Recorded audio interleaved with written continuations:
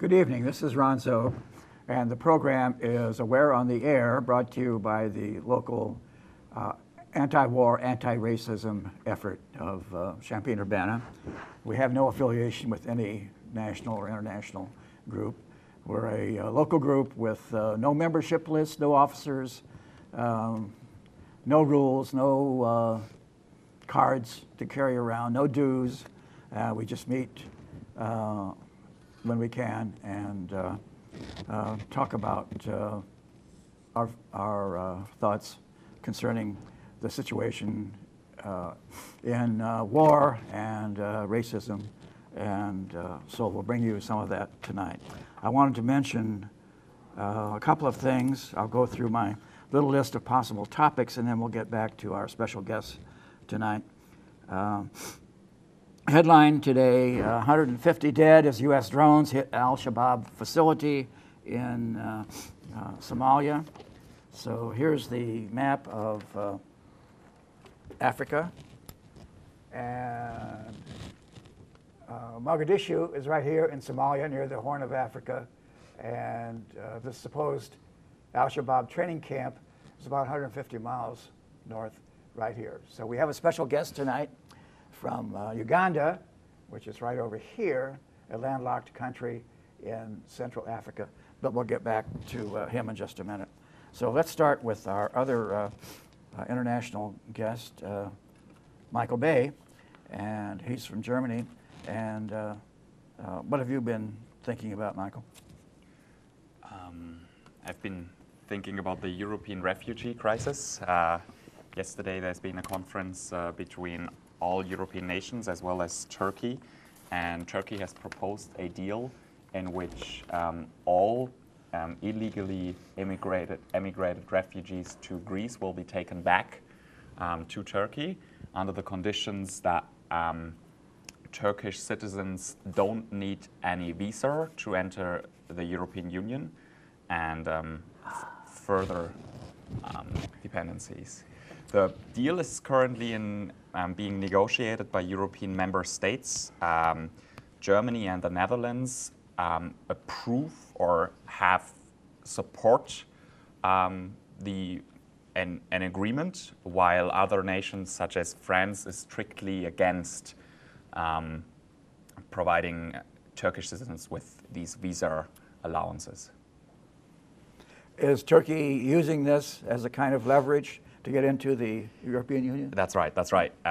It's the conditions or the situation in which previously it looked like Turkey had huge difficulties, and recently they even the Turkish government stormed a newspaper agency, a sincere violation of human rights, and it all looked like Turkey wouldn't be able to join the European Union in the near future. But now with the refugee crisis putting a burden on the European Union, they're seeing a potential in leveraging the situation for their own benefit. Wasn't it true for a long time that Germany was saying we needed workers, and a lot of them were coming from Turkey? So for years there's been this Turkish element in Germany, but now it's become overwhelming. And they're not Turks anymore, they're from Syria and North Africa and so on. That's correct. That's correct. But at the same time, the German age pyramid is very open to the top and very close to the bottom. And what immigrants are bringing, what Turkish people are bringing, what Syrian people are bringing, Afghans are bringing, is children, is a future to this country. It's something that German citizens have almost forgotten, I would say. Yeah, their birth rate is below replacement level, I understand. And this is becoming kind of a crisis, a geriatric wave in Germany. Japan is experiencing the same thing, but it's a somewhat different situation. Anyway, every woman has to have an average of about 2.1 children in order to maintain the population. And they're not doing that, so I guess they should get busy. I disagree totally. I don't think they need to do that. Just, see, I'm very in favor of immigration, and I think that by accepting all of the immigrants, that will support their Yeah.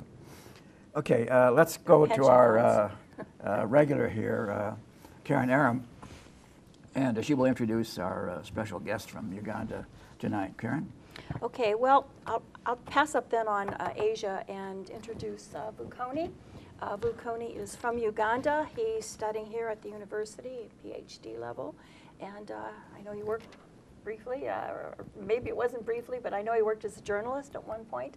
Yes. And he has some information to impart to us that I think is of interest. Is there anything I've left out? No, not at all. Thank you for that introduction, Karen. So, want to tell us a little bit about what's happening in Uganda right now in reference to a lot of the problems that are taking place in Africa at this point? Yes, Uganda is probably the linchpin of the United States anti-terrorism program in East and Central Africa, and perhaps even going beyond to other parts of the continent.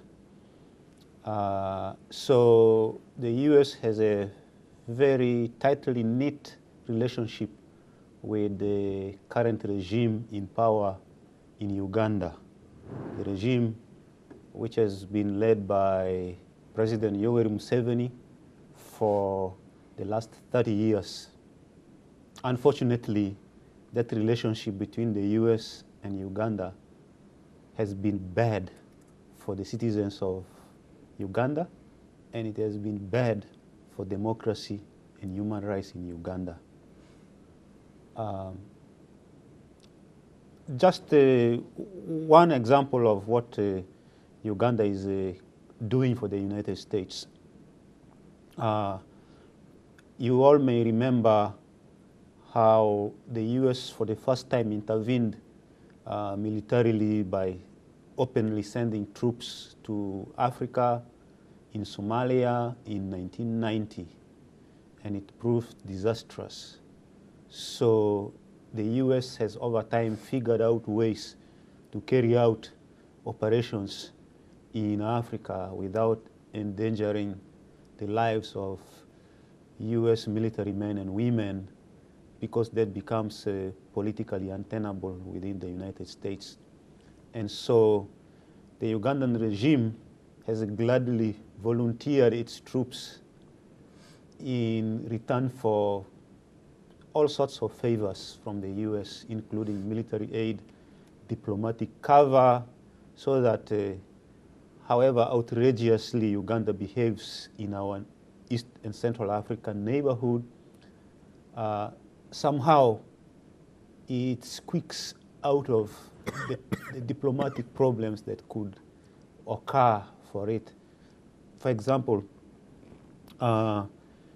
back in the early 2000s, Uganda and several other countries intervened in the Democratic Republic of Congo, and it was a very brutal war. Some people called it the Africa's first World War. It involved about 5-6 different African countries within Congo, fighting within Congo. First, they overthrew a long-term dictator, Mobutu Sese Seko, but things quickly got out of hand. What the Congolese thought was a liberation turned into a plunder of Congo's resources. Of course, the US's hands are in everything in Africa.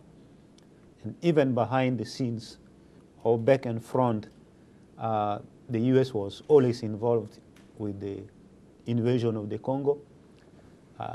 Things happened with its tacit support, and as a result of the plunder of Congo, the Congolese government took Uganda to court, and in December of 2005, the International Court of Justice, ICJ, passed a ruling that Uganda needs to pay reparations to Congo for the plunder worth about 10 billion US dollars. But Uganda has never paid that money because of the diplomatic cover the United States gives that regime. And the US gives this diplomatic cover and all sorts of support to Uganda because, like I said, Uganda participates in nearly every one of the United States anti-terrorism program. For example, currently we have troops, Ugandan troops, based in Somalia. In fact, Somalia is what it is currently in terms of security or the lack of it as a result of the intervention of Ugandan troops, fully supported by the United States and the European Union, the partners of the United States or the allies of the United States. It may seem on the surface that it's a good thing to intervene in Somalia to bring stability, but it is being done in the context of an anti-terrorism program that even US security analysts, people from even within the State Department, say is deeply flawed. It is not going to lead to any security for Africans or even for Americans. So, in brief, the US-Uganda relationship is terrible for Ugandans. Recently, we had elections actually on February the 18th, and that election was so badly rigged. Up to today, Ugandans are in shock. The peace can only be kept by troops on the streets of the capital and a heavily militarized police everywhere patrolling where they sense that, you know, the civilian population is not going to take this anymore. So we are at the cusp of something that is going to happen, unfortunately, if we do not do something to put pressure on the United States and its allies to stop supporting the Ugandan government, to stop funding especially its military, because the Ugandan military is built up because of its participation in all these anti-terrorism programs. We were also in Iraq. We were in Afghanistan. So it's an open secret for anyone who bothers to look. It's a terrible relationship. A little more background. Not everyone may know where Uganda is. Here's the map of Africa. Uganda is a little landlocked country here. It encompasses about the north half of Lake Victoria, which is the largest lake in Africa. And its neighbors are Kenya, Sudan, Congo, and Tanzania. So, and Rwanda, Yes. right down here, Yes. which was much in the news when the great massacres were going on about 10 or 15 years ago, right? The two groups, the Tutsis and the Hutus. the Hutus, yeah, Yeah. were killing each other by the hundreds, and it's never been clear to me, at least, what motivated that. But anyway, that's where they were. The current history of Uganda, as he has indicated, is colored now by the presence of U.S. bases. We've talked about this in here before. About the middle third of Africa, there are dozens of little U.S. lily pad bases across Central Africa. And the thing most newsworthy, apparently, about Uganda recently is the law authorizing the killing of homosexuals. Do you have anything to say about that? Well, sure. There have been, you know, a number of what I would call anachronistic or really anti-democratic, anti-human rights legislation and policies being undertaken by the current regime in Uganda. And we have to look at the issue of the homophobic laws and rhetoric in Uganda in the context of the diminishing of freedoms of Ugandans.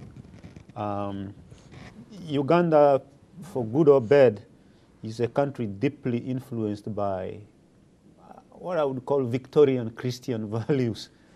And unfortunately, homophobia is a central part of this. And you would find a lot of people, even churchmen and ordinary Ugandans, engaging in the rhetoric that homosexuality is un-African and so forth. But in the African cultures I know, including those in Uganda, there is nothing inherently anti or homophobic. Homophobia in terms of law and cultural practices really was introduced as part of colonialism. Even the laws that we've had, there were actually laws on the Ugandan books borrowed from English law that are homophobic, and they have kind of just made it worse now.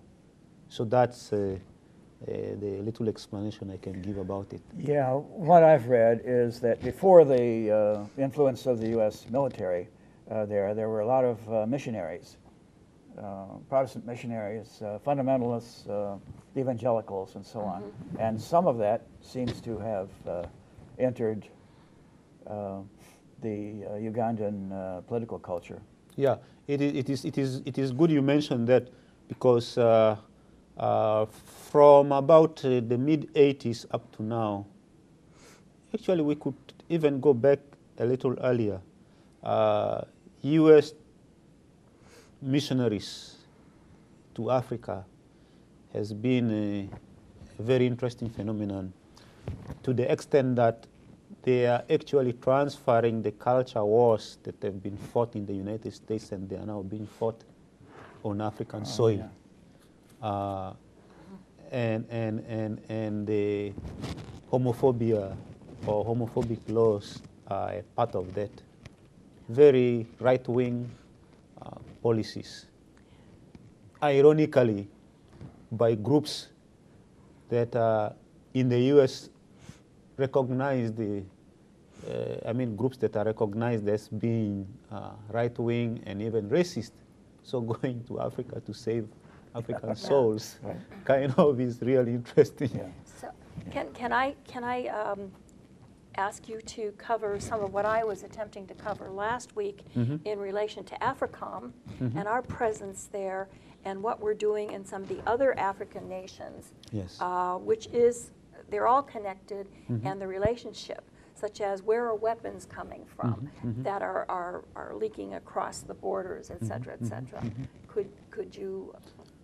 Yes, AFRICOM is the U.S. Africa Command. The U.S. military's Africa Command. I just briefly mentioned earlier that when we were talking before we were on show, that the United States under President George Bush Jr.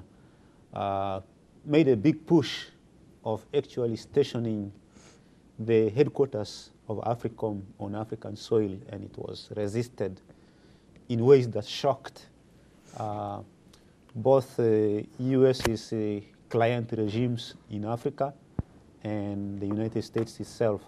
So when President Obama came to power, they took a more, I would say, under the radar approach.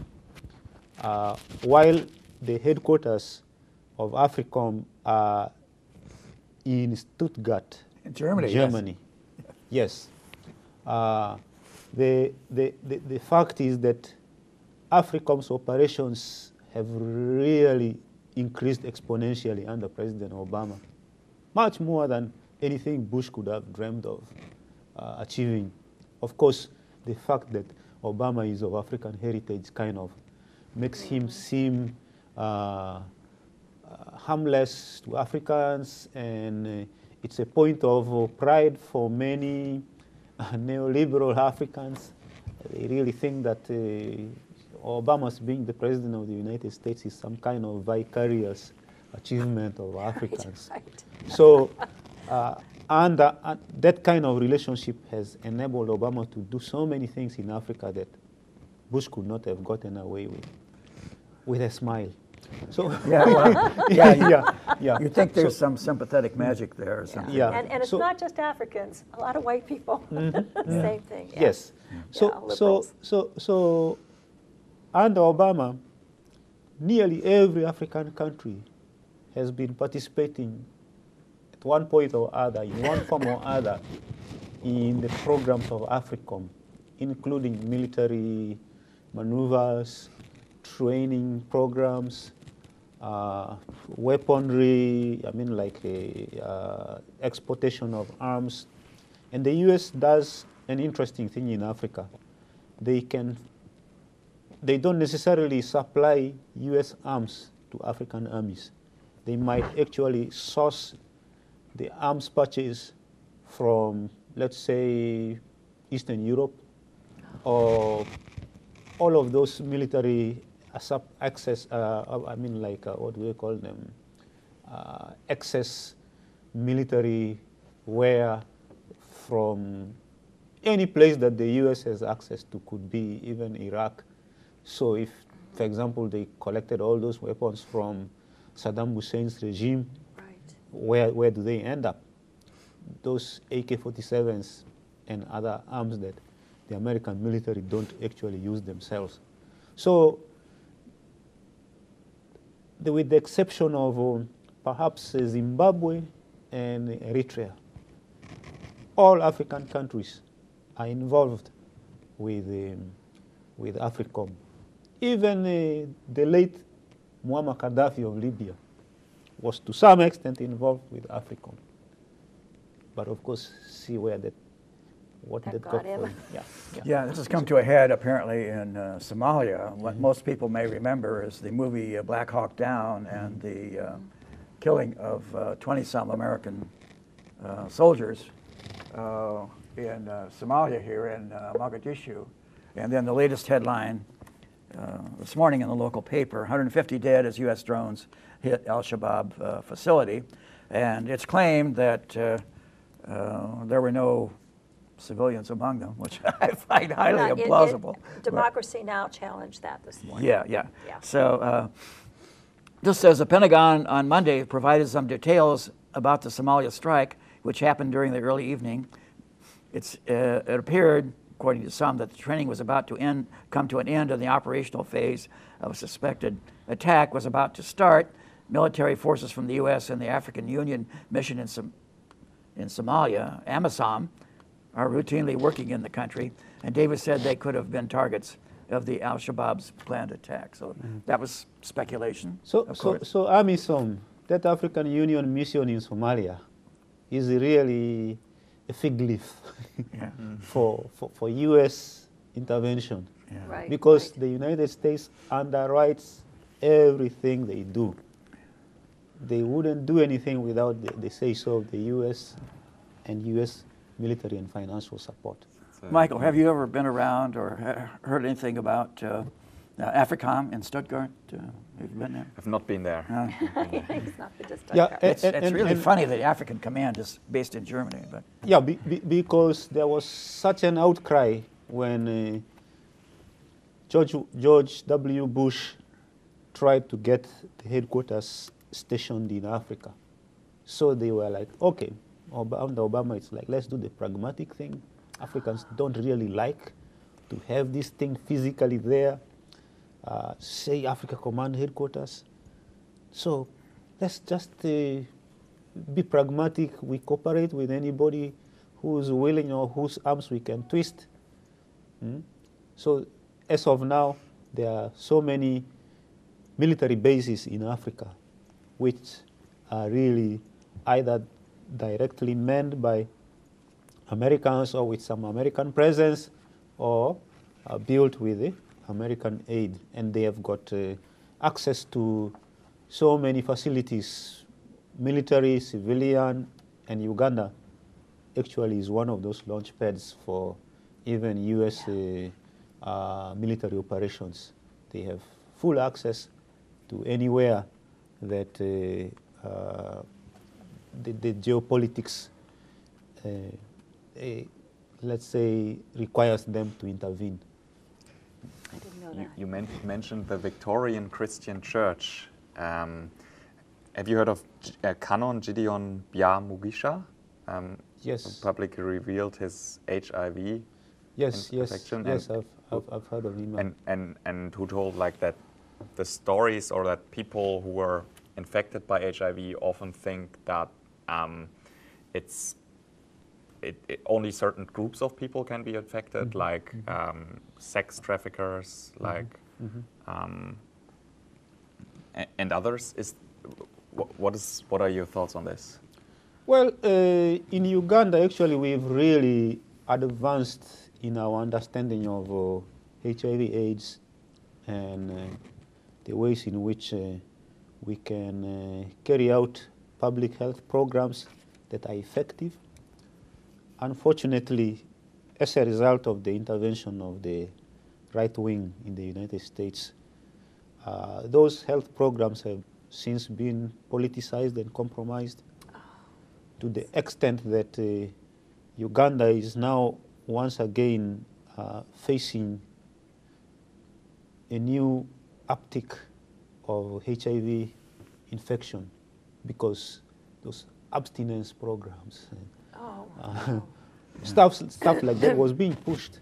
But initially the design of Uganda's HIV/AIDS prevention program involved a lot of clergy, like Bya Mugisha, whose name you have mentioned, and there was a retired bishop, Misaeli Kauma, now deceased, who lent his authority and credibility to push for a common sense, scientific or science-based program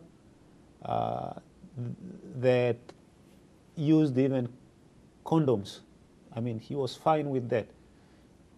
However, now there is this thing of abstinence, you know, so that during the George W. Bush era, this is where really that big push for abstinence programs came right. as a component of HIV/AIDS programs. In fact, it was part of the conditionality of U.S. support for HIV/AIDS programs.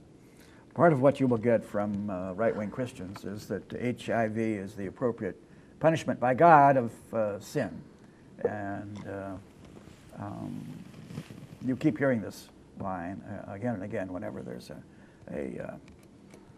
human tragedy like that. But What is the poverty rate in Uganda? How does it stand economically in relation to some of the other African nations? Because I think this is also important because the more impoverished the people are, generally the more sex workers there are, and so it really, really can totally diminish the population as a result. Yeah, I don't have the figures off the top of my head, but every time I go to Uganda, you see visible poverty. There has been, the growth figures have been impressive since 1986 when the Museveni regime came to power. However, this is a growth which is not really benefiting the majority of Ugandans. Schools are in shambles, the health sector is in shambles. Basically, the social service sector is terribly dilapidated. Infrastructure in Uganda is really falling apart. There is efforts to construct new roads, power generation plants. However, because the focus of the current regime is really in militarizing and perpetuating itself in power. Okay. That is what is the most important for it. So everything is sacrificed on the altar of keeping this regime in power. 30 years we've had a single president, and we are definitely tired of this situation. And we think that if we change this regime peacefully, then Uganda has an opportunity for really progressing on a lot of fronts: democracy, freedoms, human rights, and our neighborhood in Eastern and Central Africa would be much safer without this regime in power. Because since Museveni came to power, the Ugandan army has intervened in Congo, in Sudan, in Rwanda, in Somalia, in Central Africa, and my friends and relatives who are in the Ugandan military keep talking of clandestine operations they are being sent to as far as Cameroon in West Africa. Oh, okay. Yeah. Everywhere. Wow. So this is really the nature of the beast for us. Yeah. What about Tanzania? Were you there? Yes, yes. Tanzania is also participating in AFRICOM-related activities, thanks to the immediate past president, Jakaya Kikwete, who basically really rolled out the red carpet for the U.S. military cooperation with the Tanzanian military, which, by the way, resisted ever having this relationship with AFRICOM. But President Kikwete made sure that he removed all the senior officers who were against participation with AFRICOM. All the senior military officers Yes. who resisted AFRICOM, Yes. he removed them. Yeah.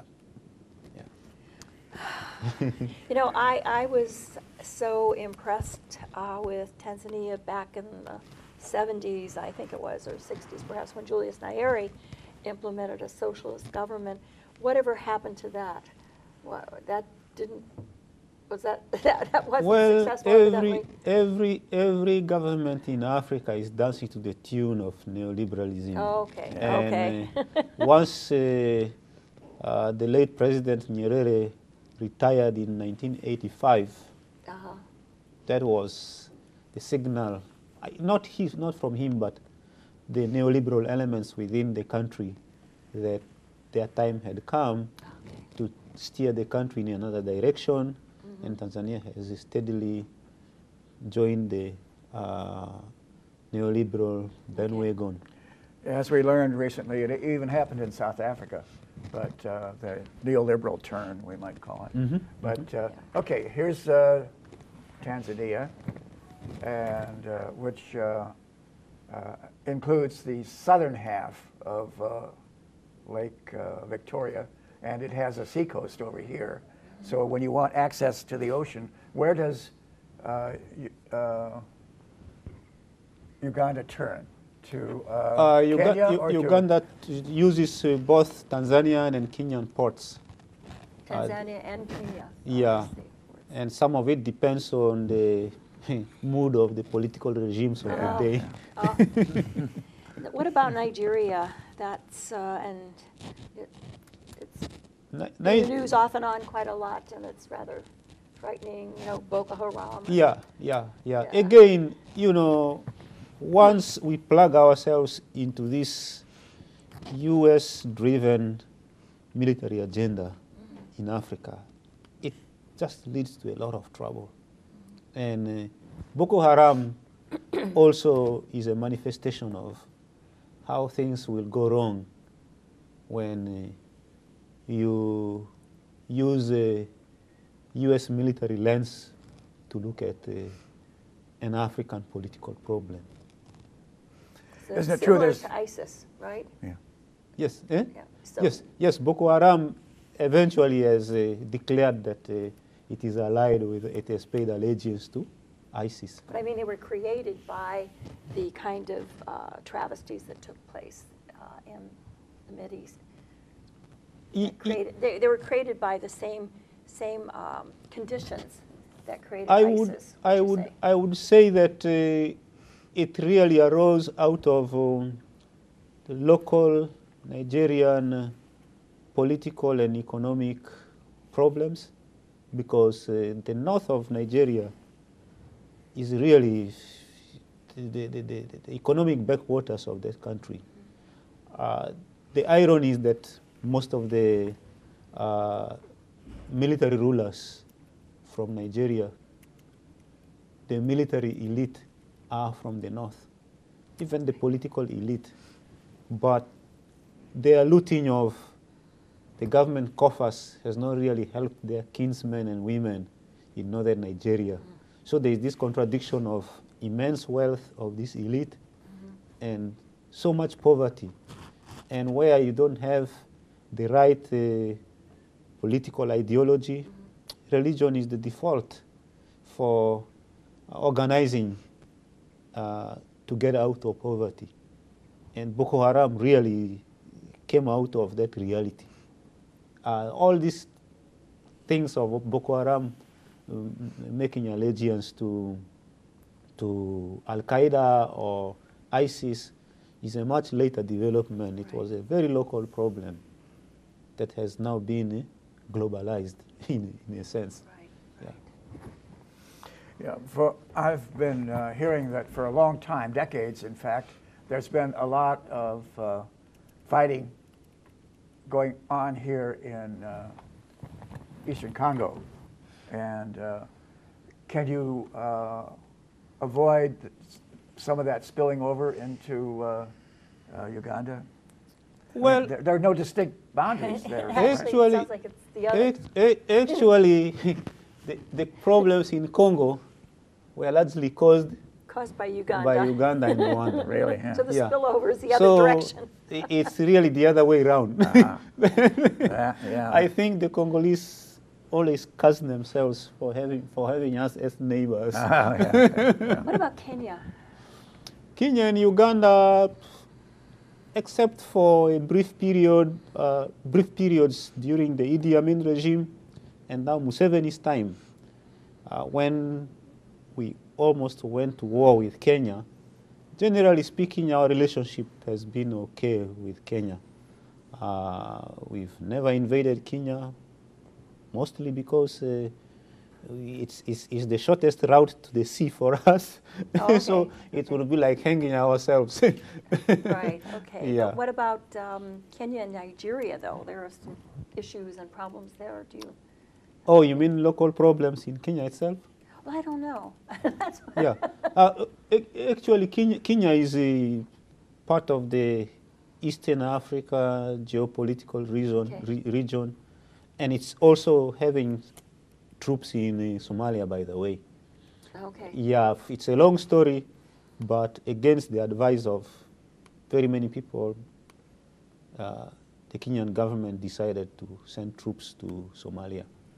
Of course, it is paying dearly for it, or rather the people of Kenya are paying dearly for it. Oh, okay. Yeah, because now Al-Shabaab has brought the war back to Kenya, and many civilians are dying. Okay, as one sage has said, it's very difficult to make predictions, especially about the future. But what do you see in developing in the next 10 years? More conflict, more war in that area around there? What I see, rather than war, is ordinary citizens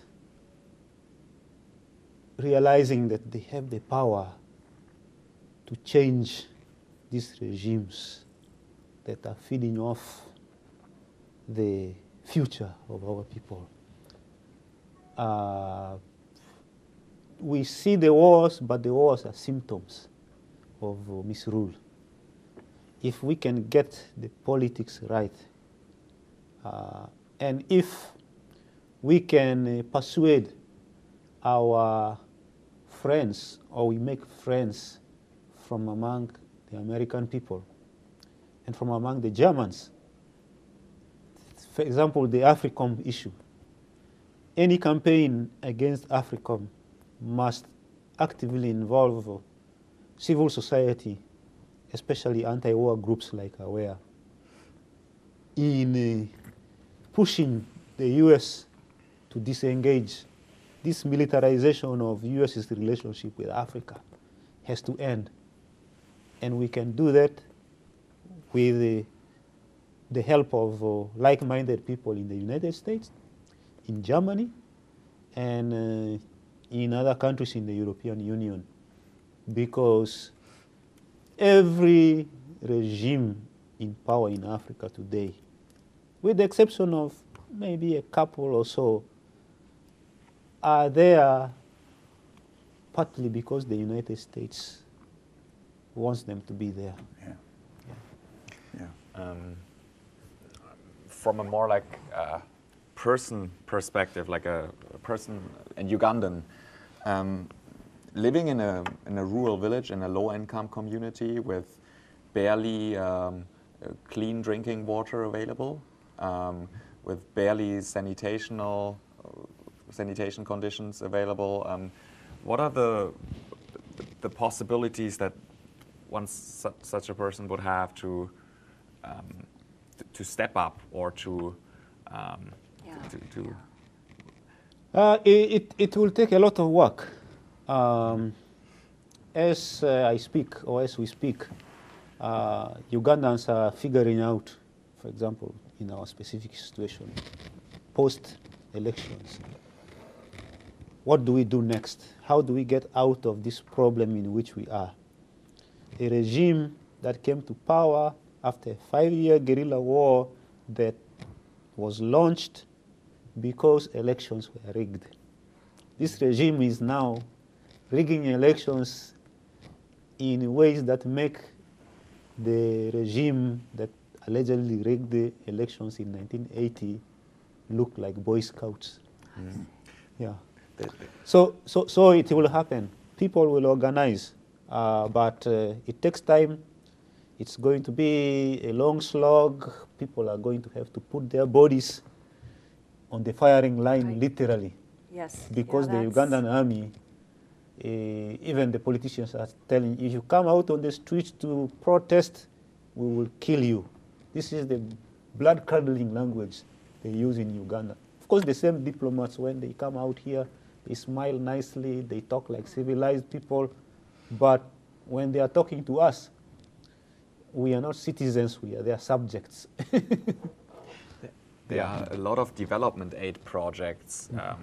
Also, like I'm working on with a UNHCR refugee settlement in Uganda.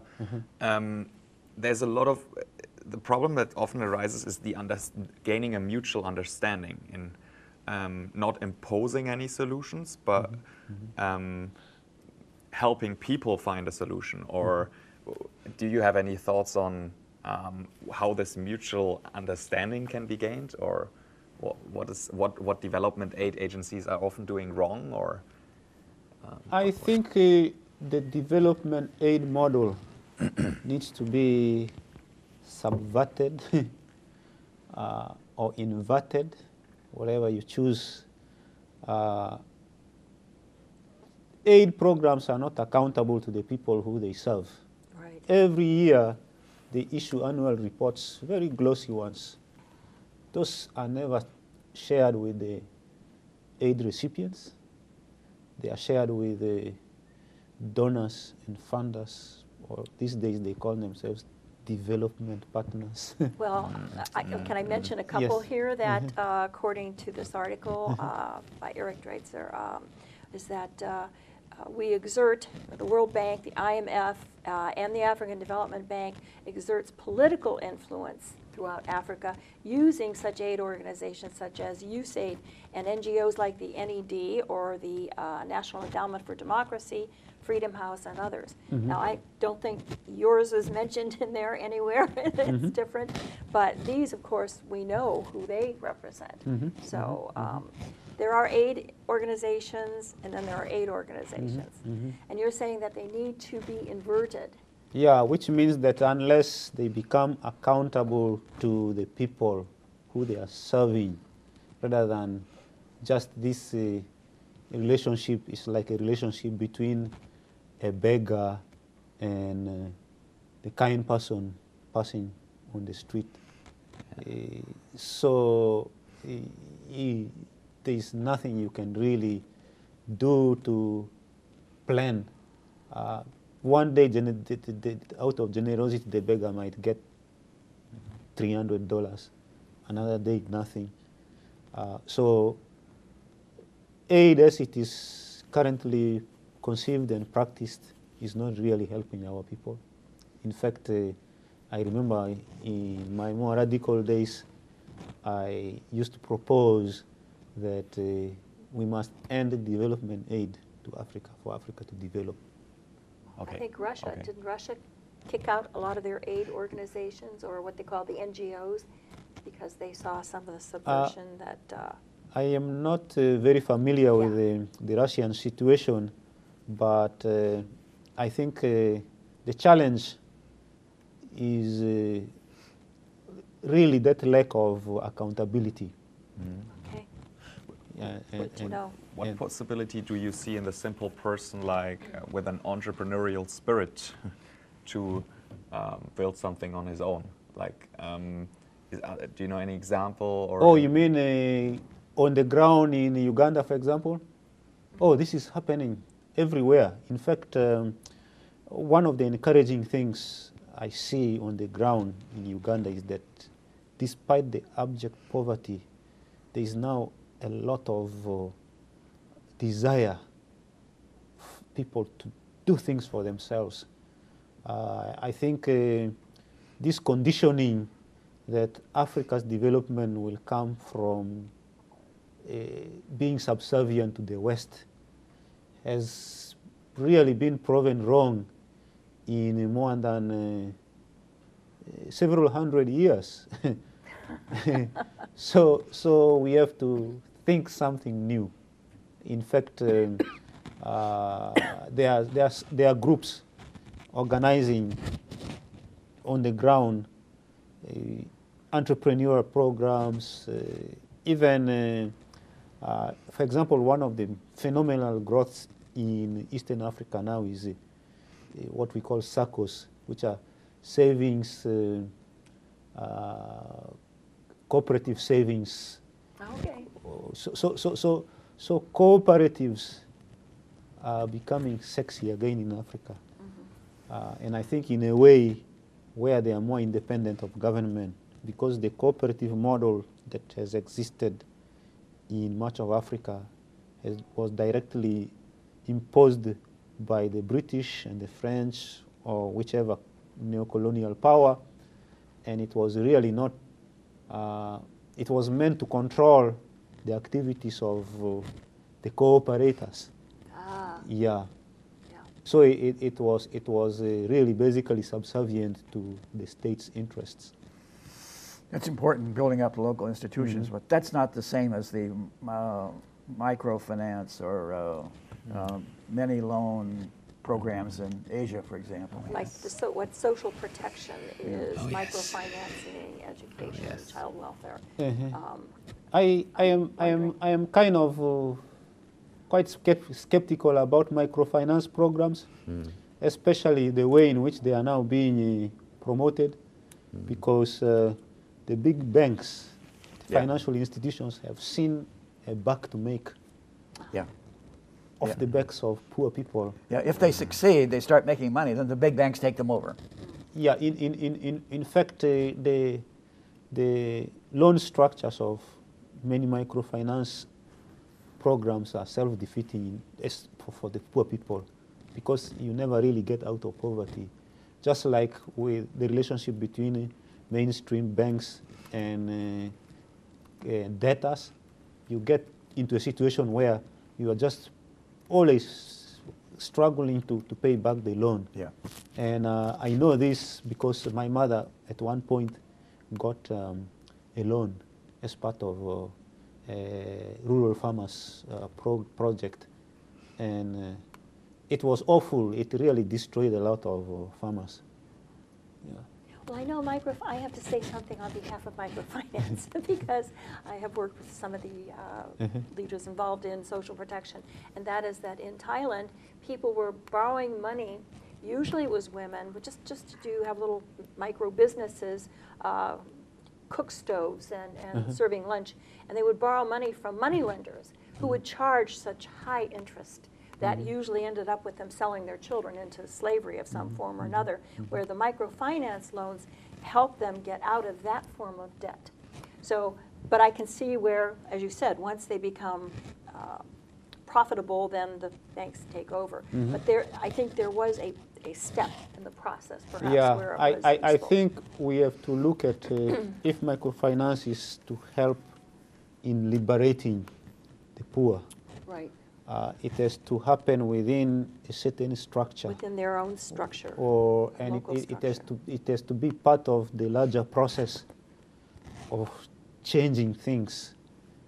In fact, even maybe the overarching economic policies Well, yeah, of actually, government. yeah, Yeah. yeah. So to me, I see independent microfinance institutions that are actually also accountable to the people as part of the solution. But if they are the model of development aid programs, No. then they are really going Okay. to go wrong. Okay, got it. Okay. Okay, time is getting short. There are a couple of other things I wanted to mention. Thank you very much, by the way. This has been Can I just absolutely fascinating. Sure, go ahead. South Korea, I mean, I think this is important, and I won't go into too much detail here. Okay. Other than that, under pressure from Washington, the UN Security Council, this was over a week ago, they imposed the most far-reaching sanctions to date on Pyongyang of North Korea. And it will limit its mineral exports and compound the economic crisis racking the unstable regime.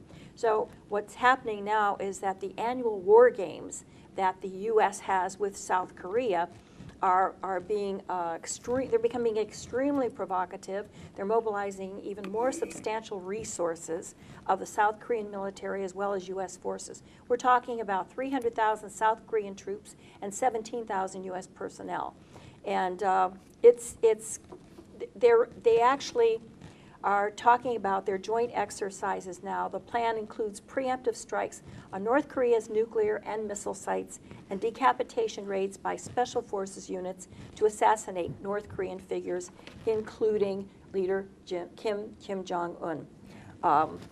It's gotten so bad that, and of course North Korea now is reacting.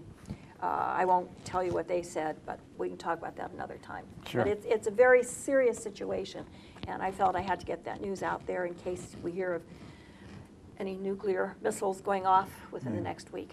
Yeah. In The Korea. headline I have here, in drills, U.S. and South Korea practice striking North's nuclear plants and leaders. Tokyo, the United States, and South Korea kicked off major military exercises on Monday, including rehearsals of surgical strikes on North Korea's main nuclear and missile facilities and decapitation raids by what I just special said. forces targeting the North's leadership. That's what I just said. Yeah. I have more here, but it's pretty bad. It's pretty bad. It's Okay, another point, I will not be here next week. I'll be an election judge in the primary election coming up. So I would urge everyone to vote. The problem with that in Illinois is it's a closed primary, and you have to declare yourself as a Republican or Democrat, or in other words, you don't have to really profess that, but you have to ask for one of those ballots. right. And so, A lot of us, even though some of us are green, are going to go and vote for Bernie in the primaries because we don't want Hillary. yeah. So, just wanted to remind you of that. The continuing provocations are going on also in the South China Sea. and China is becoming more and more vocal about what the U.S. is doing there, trying to deny them the use of these little coral atolls and tiny islands that they view as part of their property. Israel is offering free trips to Israel to all the Oscar winners, apparently as what they view as a clever move in public diplomacy, as it's called, or what ordinary people would call propaganda. But anyway, in Guantanamo, President Obama is scheduled to go there within the next month, but he's being opposed by the Republicans, and there's a group of House Republicans who are actually suing him, claiming that he has no right to do that. He'll be breaking the law if he does it, and so on. So that is a delicate situation also. What else should we Well, I can say go into more detail about China and Korea. If you would, yes. It's frightening. I can tell you what was said.